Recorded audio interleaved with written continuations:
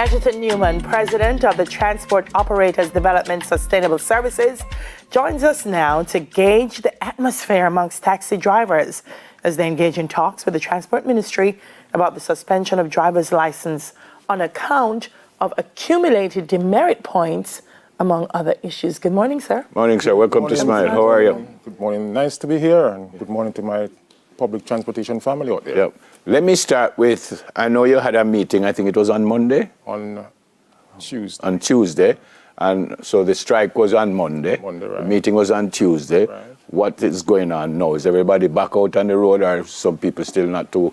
Well, thankfully, 100% back to work. Okay, well, that's good. It's as usual. We had about 9 parishes, 9 areas across Jamaica, major disruption on Monday, and 2 areas on Tuesday morning. But after the meeting, people understand what's going on. Everybody was together on one accord on Tuesday after the meeting with the agencies and the minister. And so we understand what is happening now. We understand where we are going in terms of the demerit point system. That was a major controversy. But you know, when you send a message, the message changes down the road. So when you call somebody in St. Thomas, they will talk about the bad road, not the demerit points. Call somebody in Montego Bay talking about the fares, not the demerit points. So we have a challenge. So everybody have their concern, because the concerns are many in the transportation sector. But the focus was on the demerit points and certain atmosphere in which you have to operate.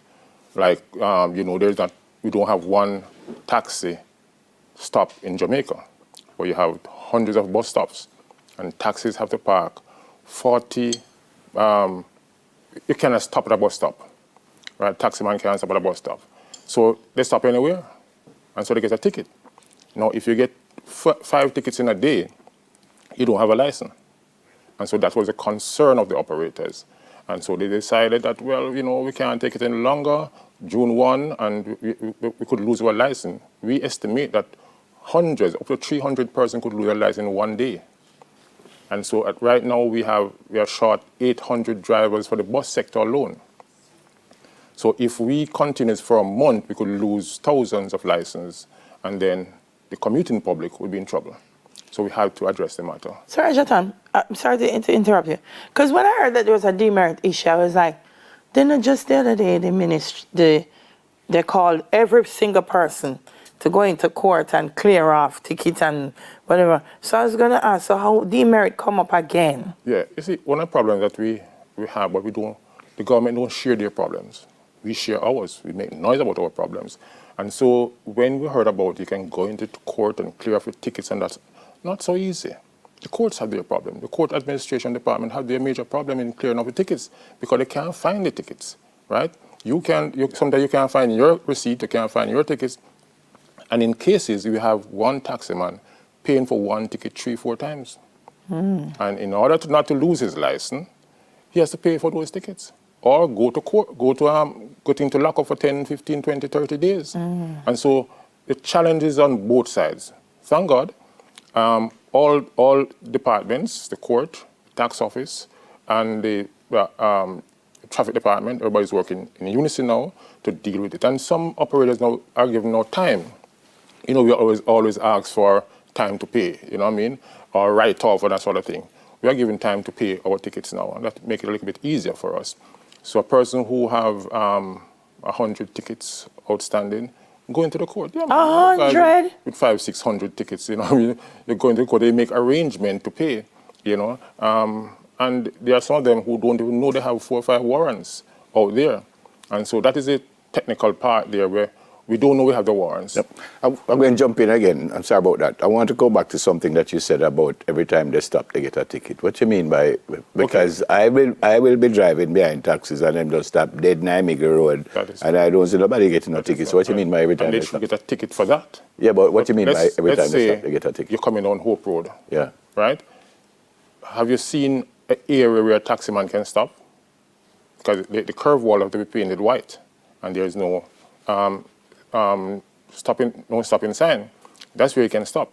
Everywhere in the KMTR is painted yellow. It was painted because of Dahlia's plans for the 50th anniversary. right? Jamaica's 50th anniversary. And so the Prime Minister. those curve walls were not repainted white. They remain yellow. The policeman now look sideways to see if there's an upright sign and give you a ticket because you stopped at the curve wall, which is painted yellow. So a policeman would give a taxi driver a ticket because he stops to pick up a passenger? Yes, if he stops at an area where there is a no stopping sign. Now, most persons believe that it's because the wall is painted, the curve wall is painted yellow, you're not supposed to stop there, including the police. So he would not look to see that there is no stopping sign. He gives you a ticket because you stop at the curve wall. I didn't know that. Yes, and that's why we are upset, because everywhere you go in the KMTR, and sometimes outside the KMTR. What would you want to see happen? Okay, I think some good things happened in the last meeting, and I must commend the Minister for that and the Transport Authority. We can now stop at a bus stop. It will now be named PPV stop. And secondly, repaint those curve walls into the proper color. Well, white, we'll put it in black, fine, but don't have it in yellow, because there are some young police officers who still believe that once the curve wall is painted yellow, you should not supposed to stop there. And don't forget, we have some unruly taximen and busmen. Oh, we must forget. Oh, could we forget? Can't forget that. And so they must understand that order is a name of the game. We have to do the thing the right way. And so it's on both sides. It's a win-win for everybody, the meeting that we have. I think, and I'm going to smile here because we're on Smile Jamaica, the person who won on Monday was JUTC, get more revenue because, there was no taxi to carry people in the corporate area. But apart from that, it's a win-win for all of us. And I like the way we're going, because all the leaders in the sector, sometimes I'm going to say I don't represent nobody, maybe I'm getting old. But all of us are now around the table discussing the issues, and we are sure that when the Road Traffic Act completes its review at the end of this month, you're going to see major changes for the public transport sector. There's a decision to defer the increase in taxi fares. Yes, that is something I hate to discuss, but I have to when I'm asked a question, because the transport sector is suffering immensely right now. And we were told last year we're going to get an increase of 35%, 19 and then 16 this year. This year we have to agree with the government to differ. Did we as a sector do the right thing? Not too sure, maybe not. Maybe we should go back to our members and say to them, listen, and hear what they have to say. So that was one of the problems that compounded the issue on Monday, because Edgerton went out there and said, yes, Minister, let's defer the fare, because they really need it. The cars are down, they're rattling down, and we need to replenish our fleet. So what we have to hold on. But the passenger, them not have it. That is true. That is true. And even now, a passenger will give you, instead of giving you 150 or 180, they're now giving you $100. They still don't have it. You said in your first response that everybody know what is happening now, everybody on the same page. Yes. What about those demerit points, which was a big hullabaloo about that? It has been reviewed. I will speak now. The committee that write the Road Traffic Act is looking at it now. And so by the end of this month, we will know exactly whether or not it's going to remain under with certain changes, or we're going to just write it up. Because you must remember, is that the Road Traffic Act is not just for taximan and busman. The Road Traffic Act is for the 700 motorists that we have out there. So the same thing that happened to me as a taximan could happen to you as a motorist. And so they have to look from that angle. Yeah, but I'm not getting 5 tickets a day, sir. Because you only drive on the road twice a day. My operator will drive on one thoroughfare a minimum of 18 times, right? And the passenger who don't want to come off at a certain point because there could be a bad man down there, or a bad girl down there, he or she want to stop where you ask them to stop, like on Constant Spring Road. Thank God we have the bus stops now. But before, the passenger want to come off right here. And if you don't let the passenger right here, you could be in serious trouble. And the police can ticket you for that. When you let a passenger there, the police is coming after you, and the passenger don't care about it. Go and cross road and go on with his business. Yeah. You have a road safety awareness motorcade this Friday? Wow, I tell you, that makes me busy for the past several days. Tomorrow we'll have our second road safety awareness I can't leave the word graphic motorcade. I'll tell you a bit. What we'll be doing tomorrow morning, as we did on the 14th of June, is to have a wrecker with a As crash you did car. on the 14th of June, that is Yes. tomorrow, sir. As we did on the 14th of May. Thank you very much. We're going to do it on the 14th of June.